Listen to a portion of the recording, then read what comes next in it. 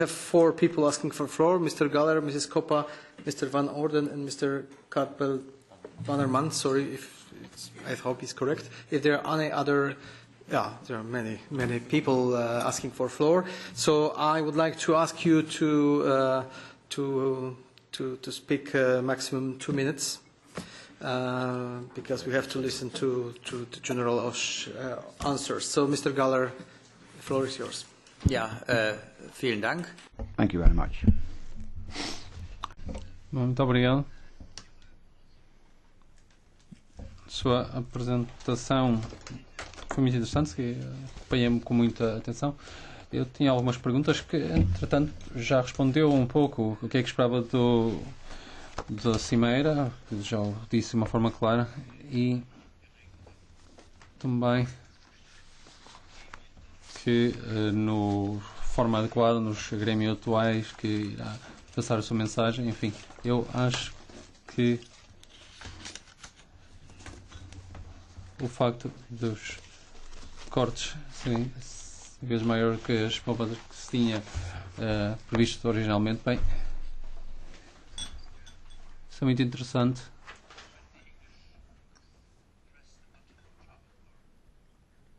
Isto há problema com a interpretação da cabine inglesa. Well, are they still in the Union? Yeah. Alguém pergunta se os ingleses ainda estão na União. No, I You can push still them listen out. Many beautiful. Yes. Well. Okay. So does it work now? Wenn ich jetzt Englisch rede, if I speak English now. Okay. Se eu começar a falar em inglês, é claro que os ingleses não vão trabalhar. Agora já se consegue ouvir a cabine inglesa? Parece que não. Oh, no, I'm not so good in Portuguese, so I go on in English now. So, no, thank you, and I assume that our decision makers on the Council level are aware what should be, what ought to be needed, and we will not speculate now, of course, on what they will actually come up with. So far, you have answered this potential question in the way you did. I wonder in the cooperation, in the interinstitutional cooperation inside the EU, in how far the Commission can be helpful in the development of capacities. They have a lot of money for many purposes, and we have dual use as one key word, of course, in this regard, and capacities and capabilities that are useful for the civil sector might also have an effect, a positive one, in the military field. I wonder, as you have outlined, that we are not doing double work in comparison with NATO. Of course, that requires coordination with NATO to avoid that, and also we have to take note that our American friends are more often telling us, please care for your own backyard or front garden or what, how they call it, more friendly. So my question is there advanced coordination in a way that we might already know what is, so to say, awaiting us in looming crisis? For instance, there is maybe something upcoming in the Gulf of Guinea in the not too distant future. We see their developments. Would that be something where we would at an early stage talk or coordinate with NATO and argue, well, who does what, as an example for a principal question in this regard? That's for the moment. Thank you. Thank you very much. Mrs. Koppa. Thank you very much. Thank you for your presentation. It's true that you tried to really give us an overview and cover all the issues that all of us were willing to ask you. Still, 2 specific points. First of all, considering the cuts, we are in a period of severe economic crisis. The recession is here to stay. So apart from talking in general about smart defense or pooling and sharing, which we ourselves are using in our, here in our discussions, is there a new strategy from your side concerning this new social economic environment we are in? This is my first question. The second is that you gave us a rather idealistic view of relations with NATO. Still there are strains in many specific operations. We saw that coexistence was not always easy. So can you give us also the difficult parts of this coexistence in the European framework? And there is also a third question, very quickly, about cybersecurity threats. What role should the European defence have in dealing with them? Thank you. Thank you very much. Mrs. Kronberg. Thank you. I would like to also follow up on the pooling and sharing question. Your figures were very interesting, and the idea of savings of 30 billion and only 200 to 300 million savings in the pooling and sharing.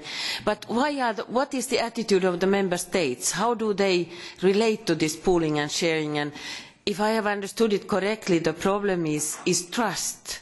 And how would you go about building this trust that's needed for more pooling and sharing? And the second question I would like to ask is the question of the EU team Mali. When will it be operational, and how many Malian soldiers are available, and what is the security situation and the need for robust protection? Thank you. Thank you very much. Mr. Var Onder. Thank you very much, Chairman. General, it's always a great pleasure to hear you. I mean, in English we have an expression about making a silk purse from a sow's ear. I think that's really the task that you have.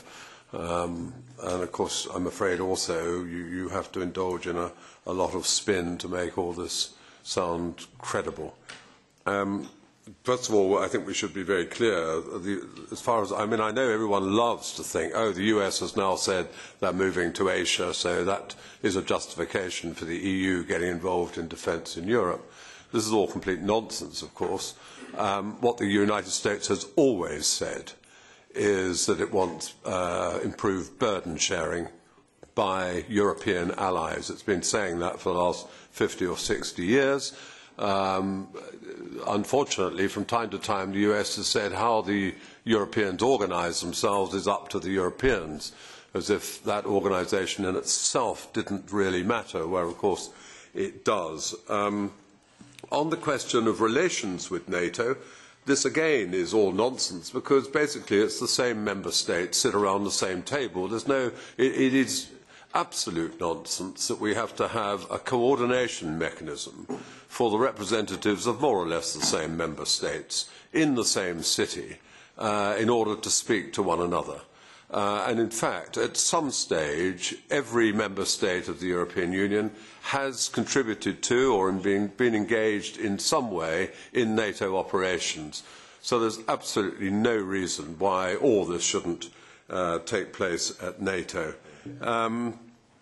The simplicity of structures that you describe is, of course, precisely the structures that NATO has had in place for the past 50 years, which the EU has merely replicated. It is precisely the same structures in the sense that you have a political body, you have a military committee, and you have the chiefs of staff meeting in the military committee with permanent representatives sitting there on a day-to-day basis. That's exactly the NATO structure, and with the military committee served by a military staff. There's nothing novel about this.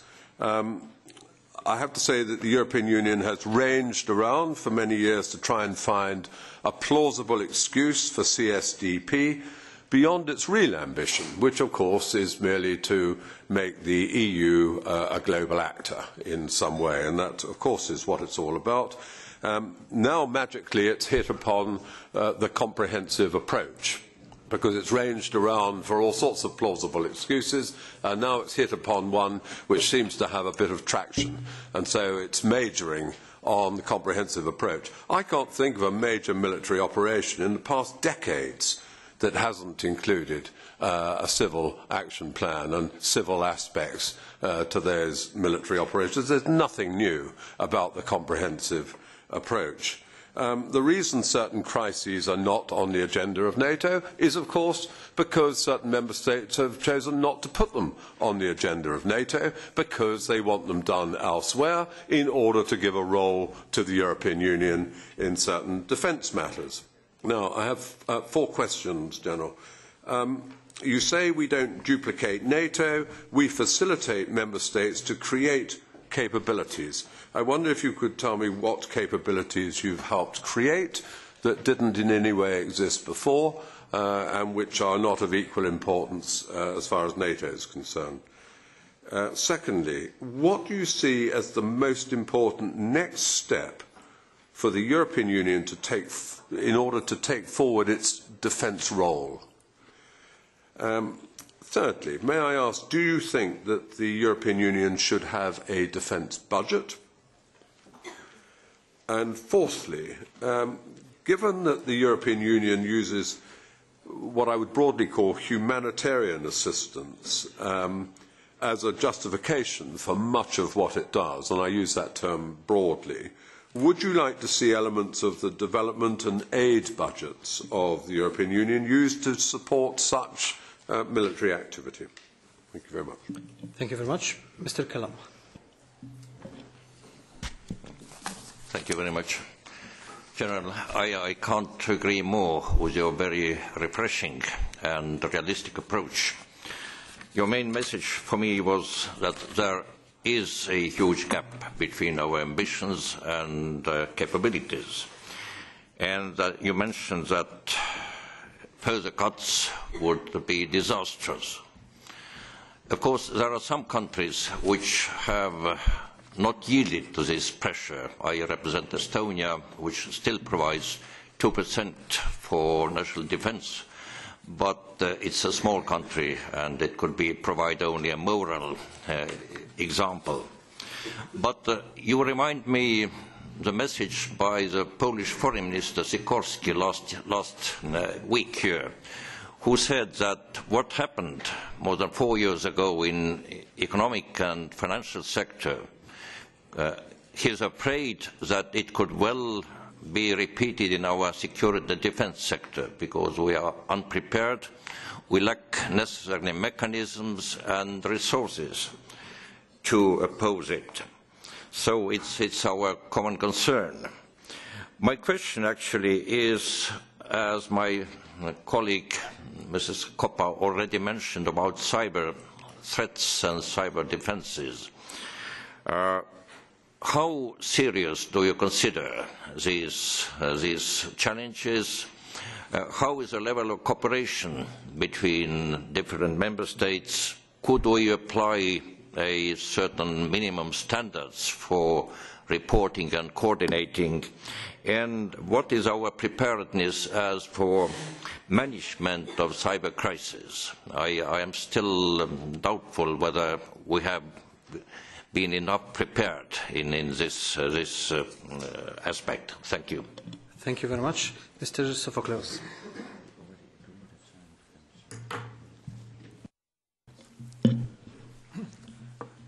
Καταρχάς, θα ήθελα να σας ευχαριστήσω για την παρουσία σας και βέβαια για τα μηνύματα τα οποία έχετε δώσει σήμερα.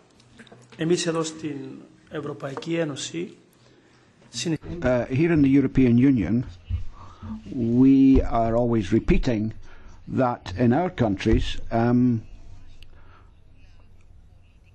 there is no common security and defence policy. We are thinking about whether we're going to be able to have a common defence policy for Europe. So my question is a political one rather than a technical one. If you look at on the basis of international law, and the United Nations resolutions,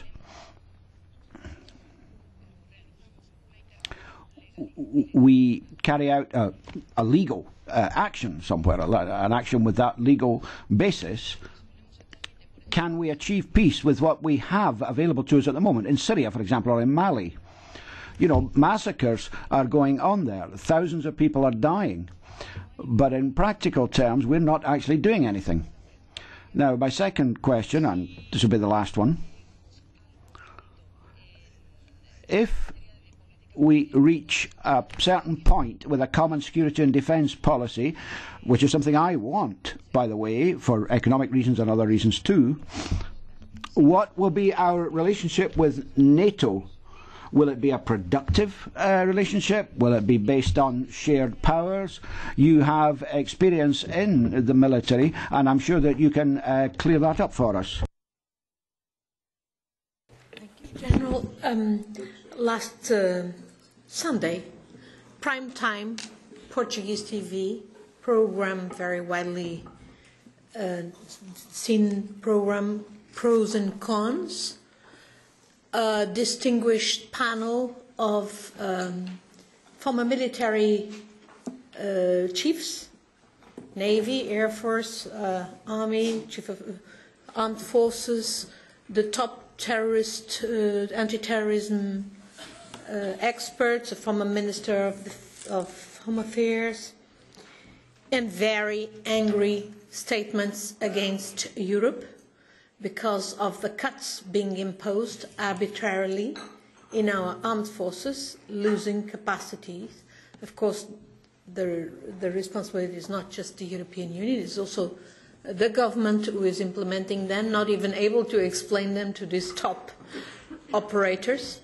But my question is, what kind of relationship does the UTM develop with the military establishments in our member states so that indeed they have a better view about what Europe is trying to achieve in CSDP? I ask this because I heard a lot of stupid statements that reveal a lot of ignorance about what is CSDP and a difficulty to understand that indeed these national capabilities would be enhanced if they would be put at the service of CSDP missions more often. One reason why this is not happening is also to do with the financing of CSDP missions. UTM Mali is a great opportunity to actually, in this context of crisis, to actually focus the minds, the poor minds of our political leaders, of our government members, to actually concentrate on joint financing for CSDP missions so that, for instance, countries like mine, Portugal, that has forces that could very well be used in a theatre like Mali, actually be used, because in this present context, the more troops we send, the more we pay, and the more those who don't send, the less they pay. Why isn't this being put at the table, forced down the throats of our ministers of defence and foreign affairs, not to mention our heads of state? And I'd like to, finally to second what my colleagues have asked you in terms of cyber. And what do you know about, for instance, in my country, there is not such thing as a crisis center for cybersecurity that meets civil and military operators. Isn't that the fact, the significant that indeed we are not covering the whole of our critical infrastructures, and the weakest link is really very weak?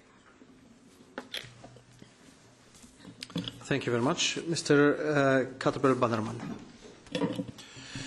General, thank you for your address.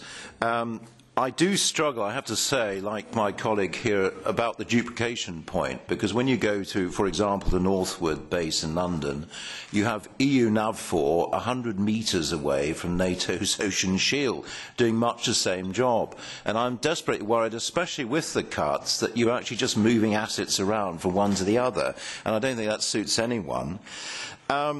On your specific address, three very quick questions. Firstly, you talked of threatening the EU interest.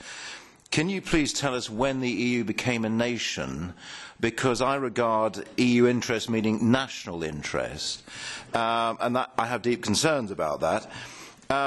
You we've had these reports, like the Donjon reports, talking of involvement in high-intensity conflicts, quote-unquote. I'd call those wars, and I was just wondering what circumstances you intend to go to war on the EU's behalf, and with which nations, and could you please advise us before you do so. And the third and final point is, you talk of these initiatives like common pilot training. When do you expect to have common EU armed forces? Thank you.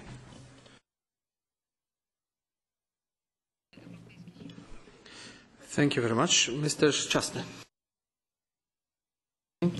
Mr. Zemke. Więc jeśli można, panie generale, ja bym chciał zacząć. Thank you very much, General. I'd like to start with this.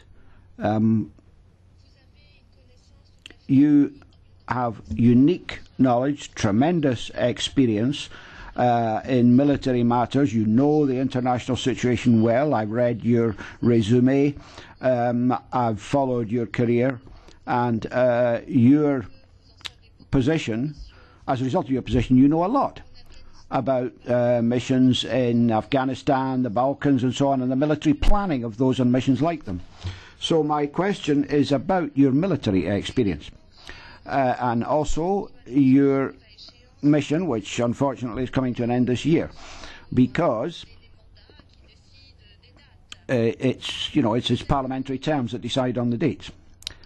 You said something I absolutely cannot agree with, and other polls agree with me. You said that Europe needs a strong military arm. I agree with that. Europe cannot keep on hiding behind NATO's skirts. We will have a bigger and bigger role to play, and that's a good thing. So this is my question. If we need a strong military arm, what do you mean by that? A strong military arm? Is that based on the idea that we need an army? We need some sort of coordinating group? We need cooperation among member states? Or do we need to go further? In other words, the European Union with its own army, its own military forces. And if that happens, if Europe does have an army of its own, who is to organise the missions? Who is to decide who does what mission? Somebody will have to do that somewhere. How is it all to be organised? We've all seen what happened in Afghanistan. It's not enough to have operational units on the ground. You need the logistics, you need the planning, you need services to provide evacuation, and so on. It's a very complex problem. I don't know whether you've already asked yourself one of the most important questions here, and that's this one. What would that European army actually cost? Thank you.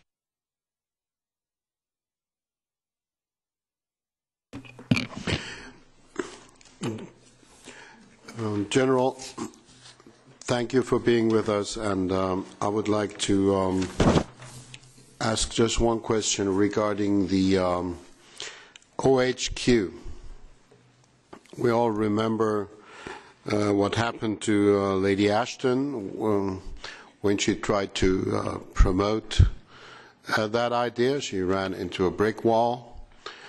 Now, what has changed since, and more in particular, are these ideas in any way part of the EEAS review, or are they being raised in the context of the EEAS review? And if not, what other routes would you consider feasible to pursue? Thank you. Thank you very much. General, big challenge, several questions. I would like to give you 3 hours to answer, but I think we have 10 minutes.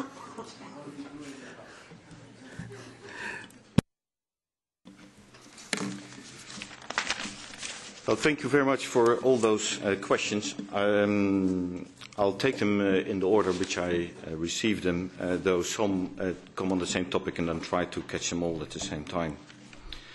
The question of Mr. Gahler, I'll take the one on the Commission, and would I like that development cooperation, for instance, can also pay for military? Is exactly the same discussion we have in all our member states. It is divided. Everybody has to stick to its own national rules, and we stick to the EU rules, and it is just not possible. That is how it is defined. But that doesn't mean it's very helpful that let's take the Horn of Africa, where navies can do maritime training for civilian coast guards, and that is one of the ideas. But MODs are never going to pay for the small coast guard ships. But development has a budget line to create security. So there are ways where they can work on civilian lines of security, but for them it's only useful if someone else trains. So there is where cooperation can be. And I could give hundreds of examples where it's useful to coordinate. And if you would ask Director General DEFCO in the same meeting, he would use the phrase, no development without security. And then he looks at me, and so no security without development, and it's both true. So if we find ways where they not spend money for development, where it is completely disappearing again because there's no security, and we have examples of that. And by the way, we not try to bring security if it is not immediately followed on with other civilian measures like development, good governance, police, law and order, etc., then we can gain a lot. And I've been trying to do so in jobs in coalitions of the willing. I've been, for instance, the interagency project leader in Central Command for Afghanistan. And I think I made a brilliant plan, and it was never executed. Why? Because civilian actors not want to be coordinated by the military, and by the way, the military not want to be coordinated the other way around. I have no choice. We have a High Representative Vice President with the mandate to coordinate all external action, and she's doing it. And I sit around the table and I can coordinate with all those other players. I think that is where the strength is, and though sometimes I try, because I have no budget at all, it's member states who do the actions, the member states who pay, member states who order me. And that is just how it works. I don't think we're going to change in a short time that the Commission money can be used for military capabilities or operations. Then your question on coordination with NATO. I am formally allowed, and so is my NATO counterpart, to have informal coordination, staff-to-staff coordination. I not need to explain to you the political issues which make it more difficult to have formal coordination. It would be much easier if we would not have that kind of political issues. But it is not for me to solve. I try to do it at my level. Others have to solve it at the political level. As long as that is the case, I at least can be absolutely very pragmatic in my mill-to-mill, staff-to-staff. And that's the reason I can guarantee to you there is no duplication. Not in capability development, because we exchange information who does what and try to find logic. And at the end, what we do in NATO and what we do in EU strengthens us both, especially if we both stick to the same principle that military capabilities remain owned by member states. I already take one other question which had a relation there. Is it a bit silly that both NATO is trying to get pooling and sharing, or in their wording, smart defence, we pooling and sharing? Well, it's member states who order me to do so, and it's member states who order NATO to do so. I only can give the reasons why it is logical sometimes to choose for NATO, taking in the back of our mind that it was Secretary General Gates who clearly made it's not the US who is going to pool and share. It's EU or it's Europe who has to get its act together. Now, if I were a CHOT and I need a capability, that capability already exists in the US. It's US industry who can produce it. I want it fast. Go for NATO to support, because then US industry will be involved as well with the links which we have in Norfolk. Fine with me. I'm only looking for the capabilities. But if you have industry at home, not necessarily defense industry, can be a lot of delivering industry as well, which you want to be involved in the development of that project, of that capability, well, please ask the EU to facilitate, because we have EDA, and EDA has in its mandate that it can do research and development with a modest budget. They can link it to your project. And by the way, they have in their mandate that they have to further help develop EU defense industry. Well, what's wrong with that? Only strong defense if you also have a strong economy and a strong industry. And I think EDA is doing a great job, by the way. I'll take one example also related to your question, Mr. Van Orden, and then I'll come back to your other question.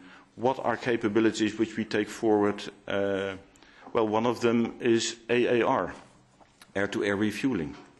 And in good coordination with NATO, US only wants to see the capabilities. They want the EU to get its act together. Why not use EU facilities to push this forward? So, and at the same time, I'll take this example where I think the EU makes the wise choice that we facilitate member states to get that capability, but we do it in the same way as Strategic Air Command with the C-17s. So every member state who invests in that capability, for its investment and its percentage in sustaining that capability, gets a percentage of the flying hours. But there's no one else than the member state itself which decides on how to use those flying hours. And no other member state, also participant in that project, can block the other member state in how it's going to use its flying hours. In that way, you get a much higher guarantee that you can really use the capability where you have put your money in. We also have examples where a capability is bought and then owned or goes through, for instance, NATO decision making. But then I could give you examples, but we're not talking about NATO here, we're talking about the EU, but I could give you examples.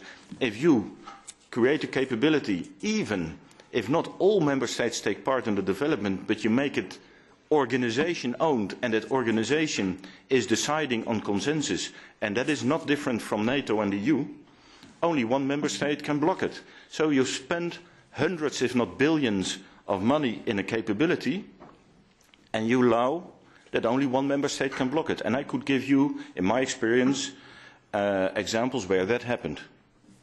Now, that is one of the reasons I think it's a wise principle to follow the principle which I explained on the AAR, but I also could say for instance, a very good other example is the European Air Traffic Command.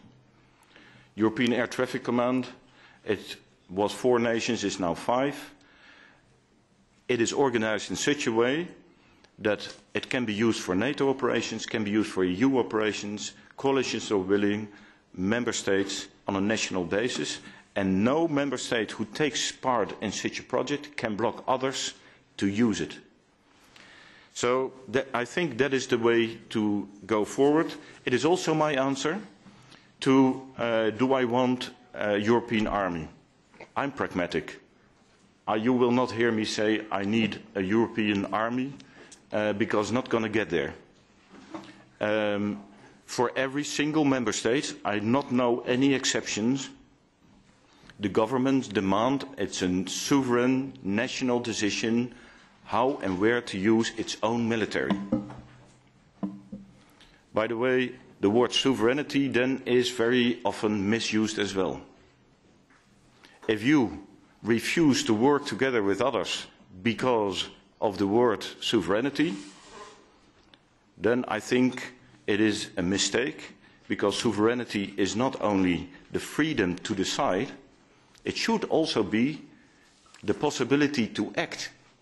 Otherwise it's useless to have sovereignty. If you sit on an island, you not have a ship, you decide yourself you want to leave the island, okay, free for you to decide, but you want the capability to leave the island. And therefore I think sometimes it's necessary you have to work with others to get the capabilities. My colleague here pointed to me as if the island, we're the ones with the capability. No, you're the one on the island. We have the capability. You're the one on the island. Please. I want to give. Please, General. Okay. Let me give a compliment to the UK. They came to a very wise decision on pooling and sharing, because the UK didn't have the budget anymore to sustain its battle group carriers. I think it would be a drama if we would not have battle group carriers again, and only a few can afford. But there comes a moment in every member state that a certain capability you can't afford anymore, or your government decides that they have other priorities. So the only way where we as EU, member states in the European Union, can have certain capabilities is if some member states decide to pool and share that capability. And you had the decision to do together with France. A huge step. No. But I didn't. Pooling and sharing is not. I not try to make EU capabilities, because there will be situations where I think NATO would be best placed to use the capabilities of our member states. But I would expect that all could also understand there will be situations where NATO cannot act. And why wouldn't we then make sure we still can together try to protect our common interest if we cannot do it alone? If you can do it completely alone, feel free to do it alone. But most of our conflicts cannot be solved alone anymore. So we've got to create capabilities together if we want to solve our common interest.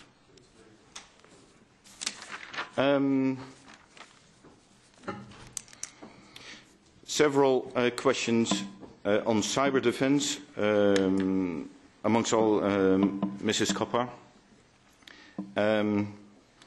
I'll take the different questions on cyber defense at once. Yes, it is a serious threat. Yes, also a military threat, but it's much broader than a military threat. And I see again here the benefit of working within the European Union, because there are a lot of people very concerned about cyber and cyber attacks in our bank industry and in basic infrastructure, etc. So I didn't have a clue when I started here, but a lot of people who know much more maybe than I do in my staff with a very limited expertise on cyber defense. There are a lot of people who know much more. And now we can talk to all those people and put our experts together, so we better are able to counter such a threat.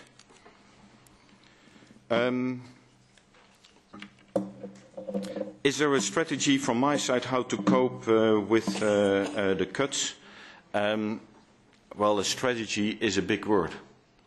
I only see within my competence that if member states not have the possibility anymore to keep certain capabilities which we need for our common interest, I can organize how they could work together and bring initiatives, and if it becomes a project, I hand them over to EDA.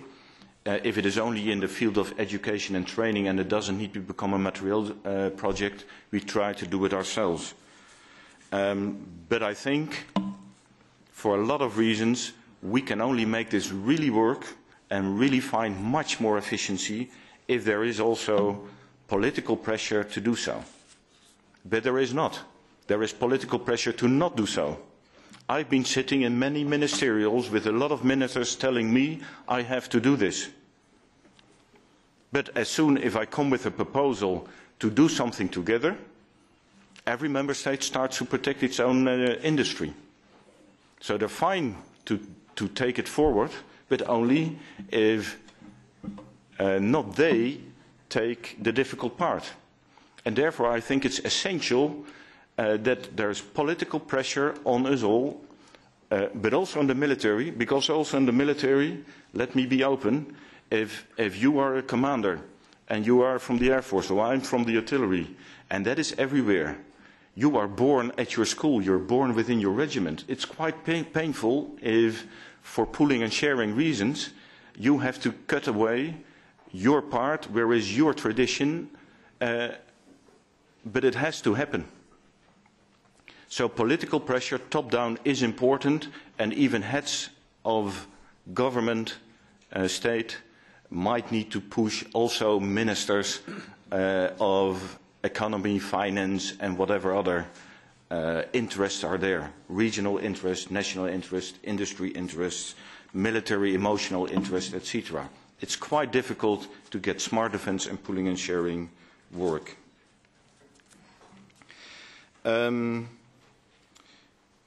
Mrs. Cromberry, on EUTM Mali, because I think I already answered your question on trust, because that links to the question of sovereignty. Sometimes you have to. On EUTM Mali, and more specific, though it is not really on the agenda, I think it's a good example where the EU, as it is not yet able to do what France did. And my compliments to France, because Mali would have been a disaster if they would not have made this intervention. We were planning to do the training mission, etc., prepare the Malian forces, that they could take care of their own integrity and support AFISMA, that they also could help Mali to get there. But we were just too slow. We each time knew the risk, and then we were surprised by the speed it went. And compliments again to France that they intervened and made sure this situation didn't become a European disaster, because there's so many interests of the EU involved. Terrorism, drug trafficking, you know all the risks related, the resources, etc. The issue that the Sahel can become a new Afghanistan, much closer to our borders. We had to do something, and therefore I think it was so easy to find consensus that also the EU will at least do what the EU can do at this moment, and one of those is a training mission, and we do. I'm also ordered to give logistical support to AFISMA and Malian forces. I do, but I not have budgets, and the EU doesn't have budgets for that. So if the Council decides to do it, I need member states who decided to do so to give the equipment and transport to support both Malian forces and AFISMA. And by the way, the about 8 countries who now do so, I'm very grateful that they do, and I hope more will follow. Then many questions more of you, Mr. Van Orden. Thank you for all those questions. US. The US has been very clear. They want us to get our act together, as Europe. Can be within NATO as well, by the way. I would agree there. but quite difficult with all the member states of the EU to do it under ACT as well, while also we want to protect our own industry. Another fact is that, yes, they also said, we not turn away from Europe. We remain to be a loyal partner. And by the way, we should be a loyal partner to the US as well. And we are, but not in our percentage of our commitment. But it is also a fact they have to reduce, and they did, and they will do again, and they have to shift priority for their strategic reasons, which might be, by the way, good strategic reasons for us as well. So it's fine that the US does so. So it will be just more difficult for the US to always come to our rescue. It will be more difficult to expect that we, as members of the EU, expect the President of the United States to convince his taxpayers that they have to take the bulk of the burden if we have a crisis where our interests are most at stake. And yes, I understand the EU is not a nation, but we are a European Union, and we decided on common values. That is what I meant when I related to that. It are indeed the same member states, 21 at least. If you have a solution for all the issues, I would be glad to do it more efficient, but I have not.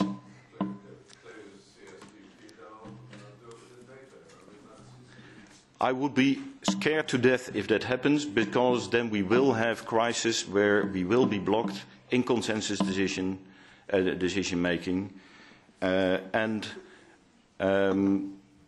we would not be able to have the comprehensive approach where NATO is still wrestling on. Yeah. I think covered the comprehensive approach. What's the next step on EU and defence? I just want to make our ambition work as we already defined it, and at best update. I'm not going for an EU defence budget because it's utopia. We have to be pragmatical, and I think with that I answered all your questions. Then, Mr. Kellam from Estonia, my compliments to Estonia. Sorry. Yes. I think you are the example where you had a huge economic crisis, you committed to your promises, you did so, and you solved the economic crisis for a large part as well.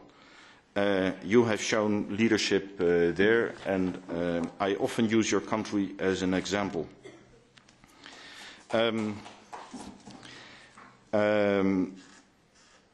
I would agree with the Polish Minister Sikorski when he makes that comparison with our economic crisis, and we might get into a security crisis. That's the reason I spent quite some time talking not only to this committee but also to national parliaments and go to conferences. Because I'm going to retire, but I feel bad. Because what do I leave behind?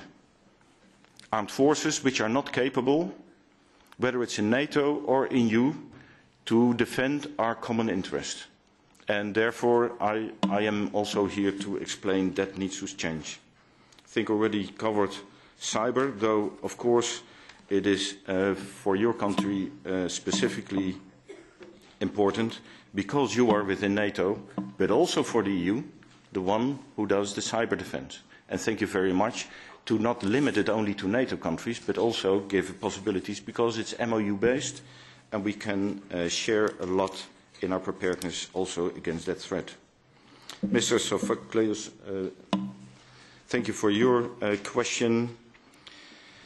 I'd like to make a difference between the wording. We have a common security and defence policy, but that has its limitations, which we all know, and a limited ambition. I'm completely fine with that limited ambition, because common defence is with NATO. And for common defence, we need NATO, because also some non-EU, US is an example, but we need Canada, etc. So basically, what I do within the EU I make sure it not weakens NATO, but that's the reason I each time look for ways how what I do strengthens NATO as well. Mrs. Gomez, thank you very much for your question as well. I'm afraid funding, your second question. I'm not going to change that. Costs lie where they fall, so I very much depend on solidarity and those member states who not only decide that we're going to do a mission, but then also contribute.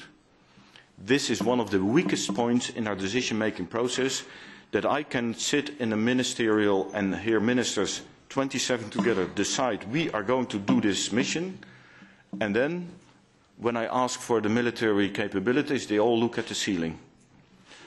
Maybe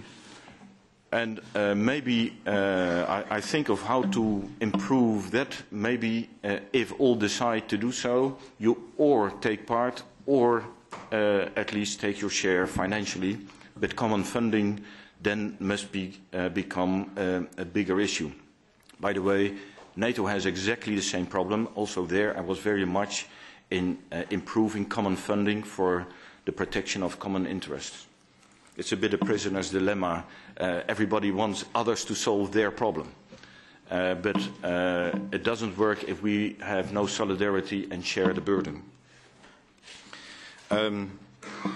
I, with you, often see a lot of colleagues at all levels who we really not yet understand the strength of the EU, why it is logical also to have a military dimension in the EU. That has to do, we have 200, well, I should say 199, depends where I say it. I like 200 better. There are only 200 military in my staff. That's all. If you compare that with, well, we're now going down to 7,500 only in the command structure. But that doesn't even include the IMS in NATO headquarters, which has also a bit more than 500. I mean, that is the difference, and therefore many military, of all military, have much more experience in NATO than in the EU. This was my first position in the EU.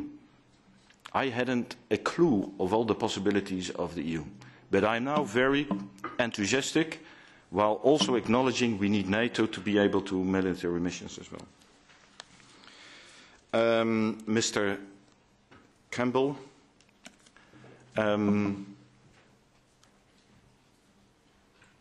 yes, I think I answered this question before, Mr. Campbell. Northwood. I also always find it interesting that NATO and other people say you duplicate, while it was a decision coordinated between NATO and the EU at Secretary General level and the level of Chairman of the Military Committee, and with the full agreement of the US, they rather saw counter-piracy be done by the EU. Why? Because the problem is not at sea. The problem is the failed state Somalia. And if you want to counter piracy, you need a lot of actors to work together to solve the problem. And the answer was that they rather had the EU do this. The interesting thing is, my lessons learned now is, that while fully acknowledging it's useful that NATO continues to use its standard NATO maritime groups, they need to have it anyway, because they are linked to the NRF and need to be able to do high-intensity conflict. So they're anyway. So why not use them also on a rotational basis for counter-piracy? That is not duplication, that's just making better use of our possibilities. But the mandate of the EU could be better. Why? Because we were able to have arrangements with regional states that they can take and prosecute the pirates we catch. Now, why was it possible that we have such a legal framework which is stronger than NATO?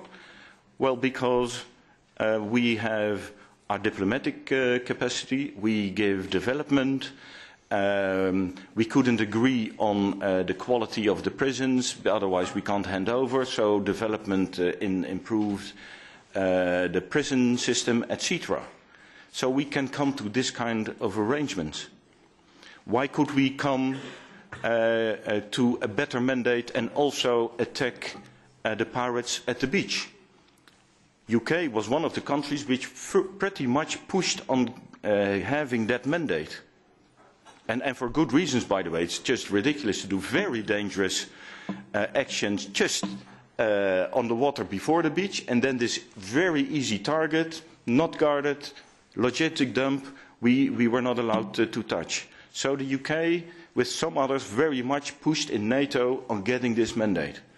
Well, guess what? There were several countries, both in NATO and the EU, say, but what about the European citizens doing projects on land in Somalia? How do we deconflict? Well, the question is, the guy who does those projects sits next to me in the EU. And it really helped that he, in the Council, said that it would be very helpful if the EU would do that kind of actions, because piracy is killing a lot of development projects. It's bad for the economy, it's bad for tourism. So within the EU we managed to get that kind of coordination and arguments, and therefore my lessons learned now is, though I thought the same as you, why not have NATO that do completely, that because of the CivMil coordination we have in the EU, we could improve the whole system, including the effectiveness of the military action itself. I mean, it is a tactical military success that we demolished a number of ships and engines. It was not a huge military operation. That is a tactical success. But it was a strategic success because we also managed, through a diplomatic coordination, the projects, etc., the goodwill of the local authorities, that they declared in public that they very much supported our actions because we have to get rid of piracy.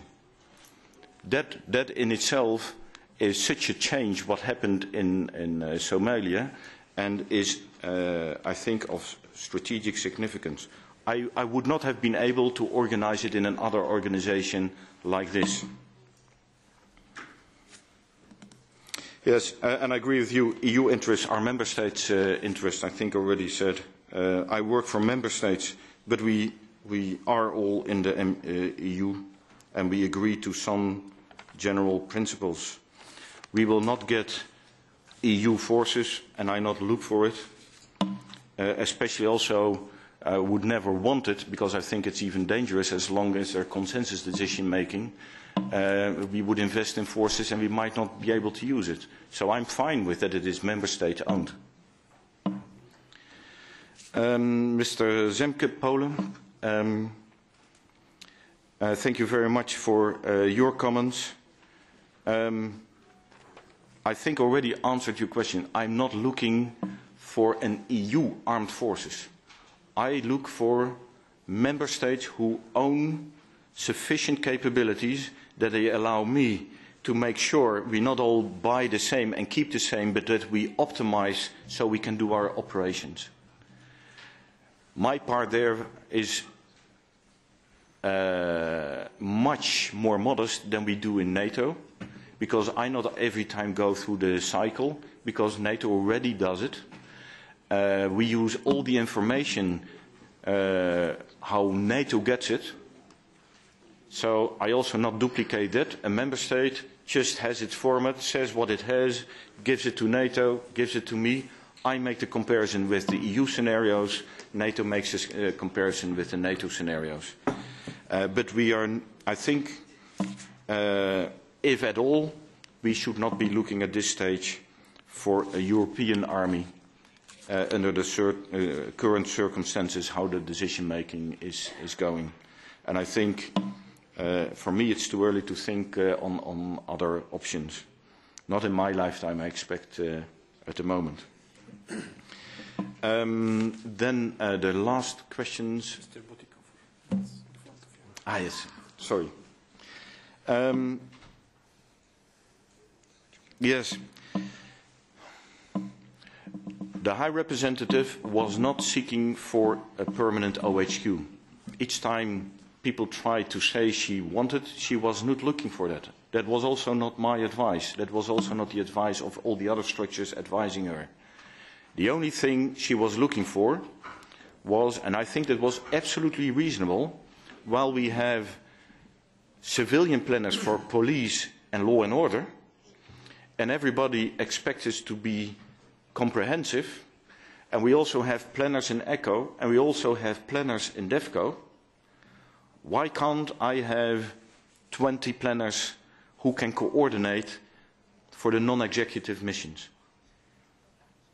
And everybody who says that is duplicating NATO, okay, I have planners as well, where NATO has 7,500.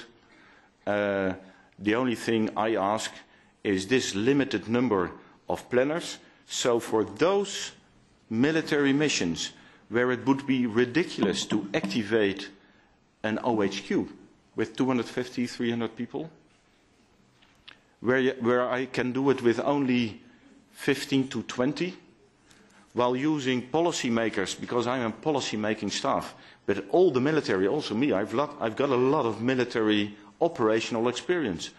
I can immediately do operational planner because I've been doing operational planning a large part of my life, and so can most of the military in my staff.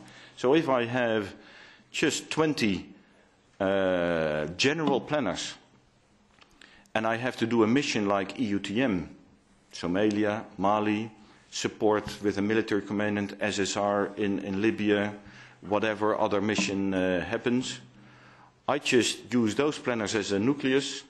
They can coordinate everything, infrastructure, logistics, medical with our civilian colleagues, deconflict with others, and if they need some specialist, I just give them from my staff. It's an absolutely the lowest cost. By the way, we already have an activated op center, but it's only allowed to work for the Horn of Africa. If I could use them also for other crises which come next, I already have it. It doesn't cost anything. It just needs the political agreement that I'm allowed to do so.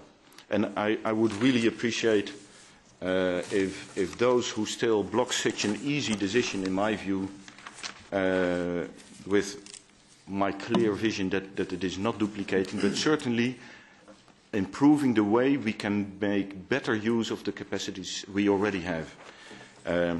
If I, before I retire, would get that support, that would be absolutely great. Thank you. Thank you very much.